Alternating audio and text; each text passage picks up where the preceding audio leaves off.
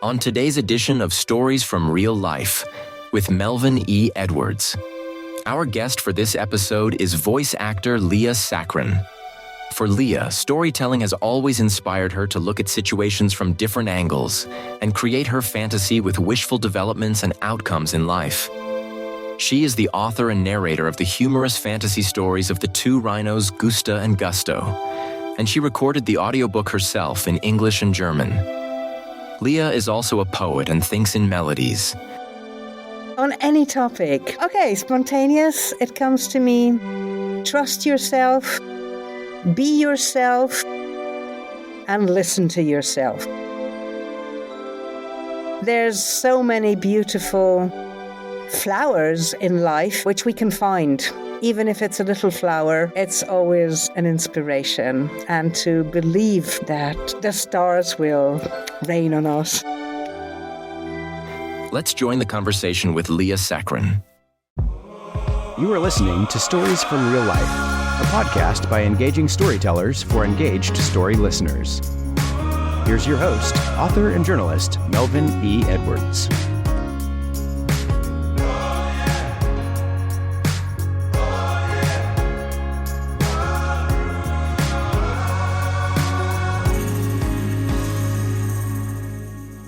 Hello again, and welcome to another episode of Stories from Real Life. I'm your host, Melvin E. Edwards. Thanks for joining me for the podcast where personal stories can have a global impact.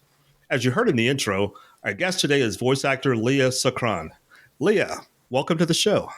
Hi, Mel. It's great to be here. Thank you. I'm looking forward to this conversation today. Yes, me too. You get paid to read other people's books. Your own book discusses the adventures of two rhinos and a hippo. So what life lessons have you learned from Gusto and Gusta? I've learned to believe in my own skills. I've learned that we can believe, we have the right to believe in our own skills, in our own personal growth mindset, and in our capability of proceeding and developing the life we want to create. And I've learned the importance of consistency, and also that if not everything works out straight away, or if there's a failure, which we all, I think many people encounter, we only hear about the success. We never hear about the failures. It's like, now this person is successful, but the passage and all the situations they went through to come to this success, it is part of the journey. And with Gusto and Gusta, I really learn about life lessons, about being courageous, about believing in yourself, even if you don't always believe in yourself, but to keep these grounds of I am capable and I give myself the time and connected with the universe and a positive mindset as far as possible, I'm going to succeed. That's a good, positive message. That sounds nice. Thank you. So your roots are Mediterranean, and you were born in Switzerland. So is that how you learned to speak multiple languages? Yeah, well, actually, I grew up with English and German, right? And I mean, Switzerland is a place where you speak French, Italian, German, Swiss. But I've been born in Switzerland, but I've also lived in the States for quite a while, in California, in San Francisco. And I've lived in France, and I've lived in several places, in England, in Spain. And it was always about communication in different languages, but it was always about communicating with people and telling stories and hearing stories. Speaking of stories, how does your international upbringing influence your storytelling? I would say that I always try to look at things from different perspectives. I think this is so crucially essential to really take, the stand of another perspective, also to understand situations. And I mean, I've got a team also, working with me We're working also on the book currently of Gusto and Gusto, and there's the illustrator, there's the lady who's doing the layout. We're going through the text again, and I always sometimes there are misunderstandings because everyone sees this from their own point of view. And that's why it is important to take those different perspectives also as a team. And we work very well as a team to actually, to proceed together, which is a lovely process because everyone in my team has this ability to take different perspectives. So, do you think this varied background, this international background, has been an advantage for you as a speaker and an author? Absolutely. Absolutely. Yeah, I do. How so? Yeah, because also talking again about these perspectives, I think every language also has a certain culture or maybe certain forms of saying the things, a certain rhythm also. Um, I consider I consider some languages are slower in their rhythm than other languages. I consider that some languages have maybe more different melodies in there than other languages where there is more rhythm. I believe certain languages have sharper, are sharper or directer than maybe other languages, which are softer. And I mean, I'm having my background is also from music. I've played for a long time the piano, and actually, to narrate audiobooks or to use voice, being a voice artist in different languages. Um, Also, my musical background, understanding the different sounds. It's in some ways also like the interpretation of a music piece. Do you? That's really interesting. I hadn't thought about that. So, how did you begin your journey into voiceovers and audiobooks?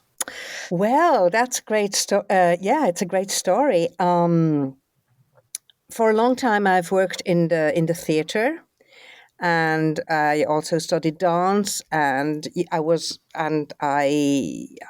I worked in an agency for a long time as a scriptwriter, and the agency closed down. And then I was in the situation where I thought, I better get also a second strand of income. And additionally, I did the master for special needs as a counselor. And as I worked then in an institution for a while, I worked with people who were blind also, and they really needed they go over the ear. And I saw somewhere this post where they are actually searching narrators, and I thought, oh, that might be interesting. And gradually, then I thought, anyhow, since I'm a storyteller, since my childhood, I've always loved telling stories or inventing stories.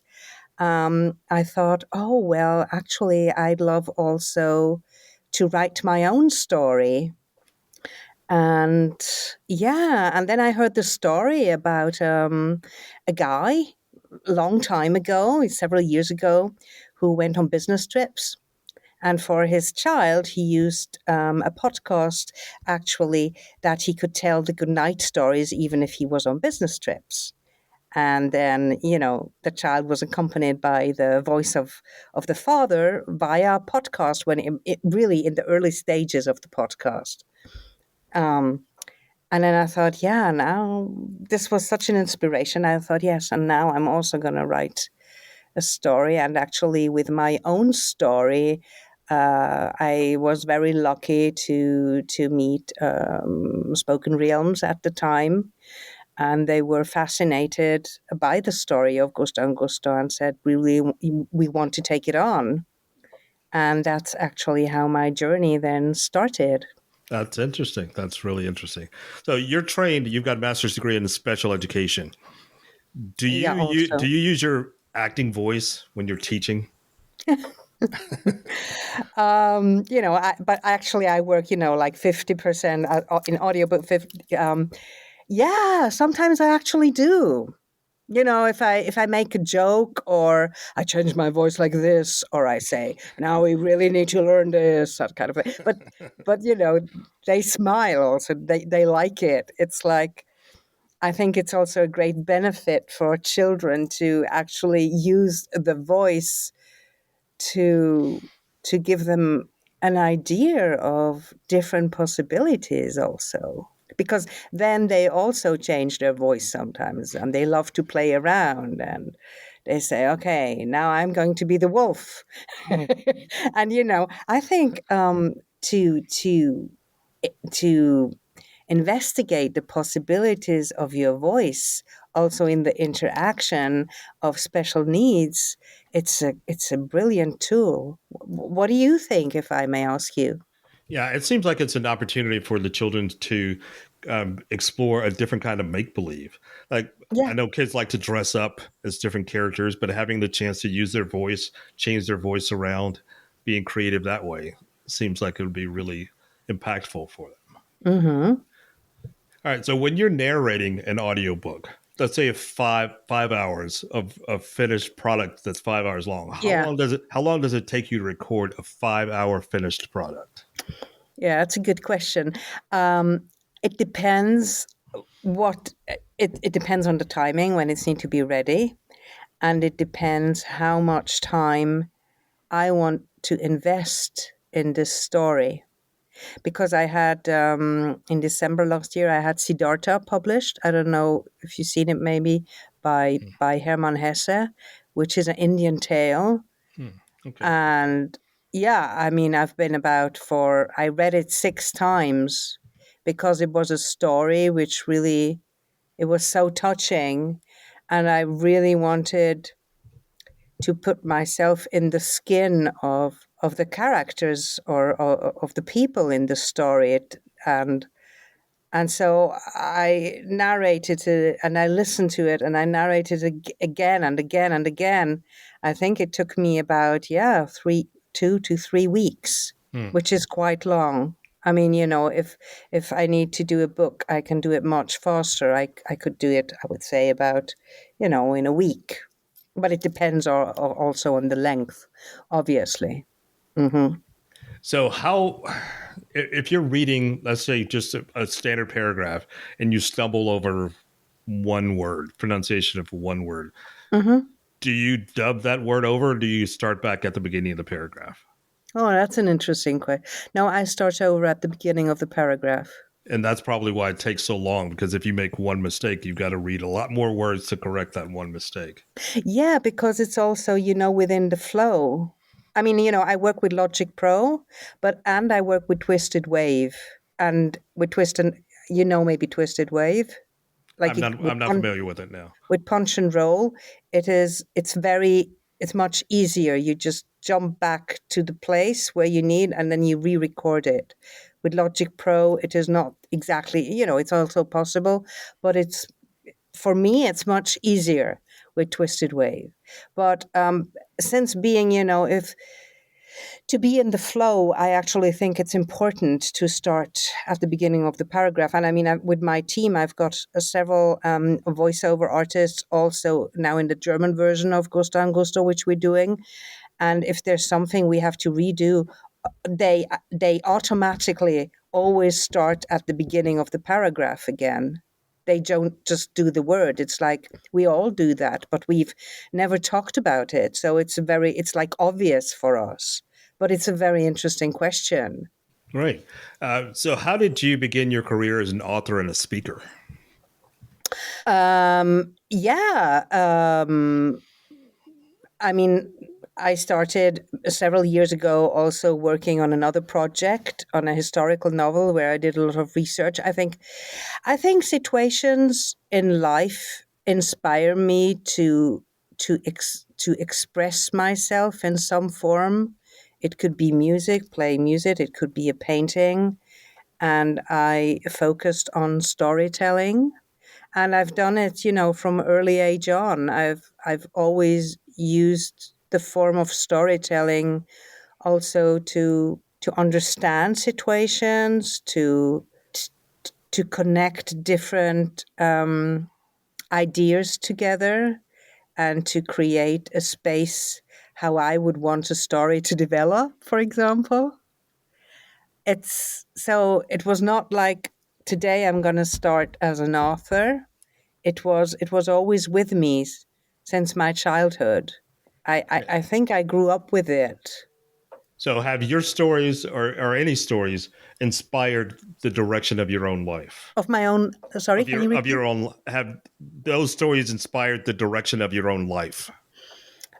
Well, Siddhartha, for example, I think that's really a brilliant story, a tale, because he goes through really several different situations in life where he encounters himself being a rich man, being a poor man, being trying to find his way. This is really a very inspiring story for me. I've read it several times, so when I had the possibility to narrate it, I was very happy about it. This was a story which really inspired me. Yeah. Nice. All right. So, what is your favorite part about being an author and a narrator?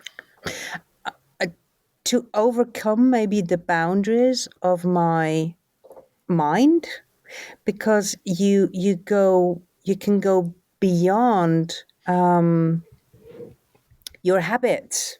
You can create anything with storytelling. I think it's a great possibility also to invent or to reinvent possibilities and to open up doors, because often if I write, I don't think I'm within a flow, and then when I read it, it's like, oh, that's interesting.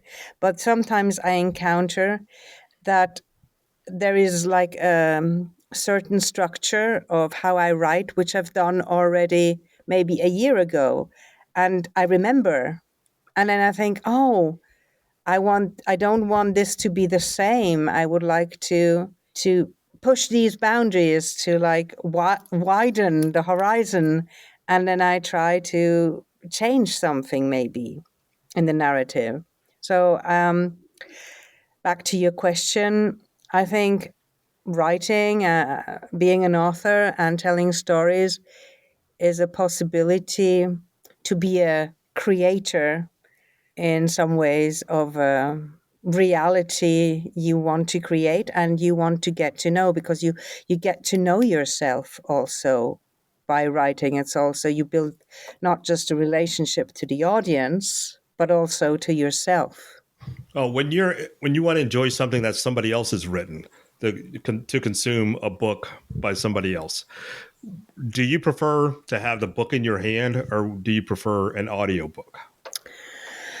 I think it depends also on the narration. I think that narration is very, very important. I mean, if I read a book, by myself, I hear my own voice when I'm reading it.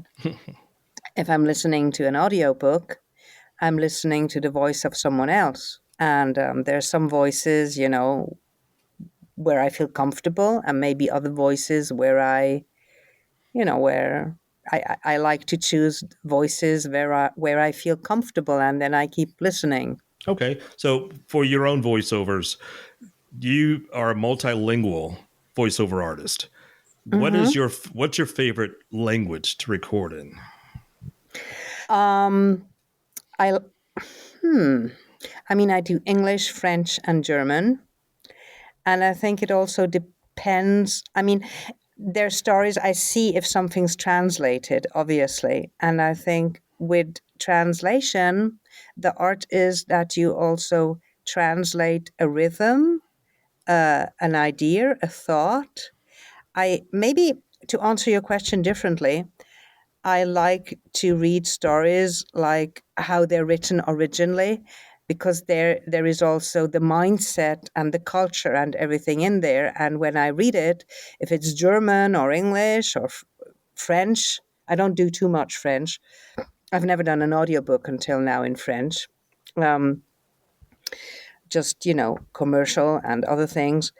So there I can't say too much. But for English and German, I really need to feel that this text is authentic. And with the translation, it is brilliant if someone manages to transport the ideas in another language. And how many I different... see this. Oh, Sorry. go ahead. No, go ahead. I see this with my own audiobook with Gusto and Gusta, which I translated into German. First it was in English.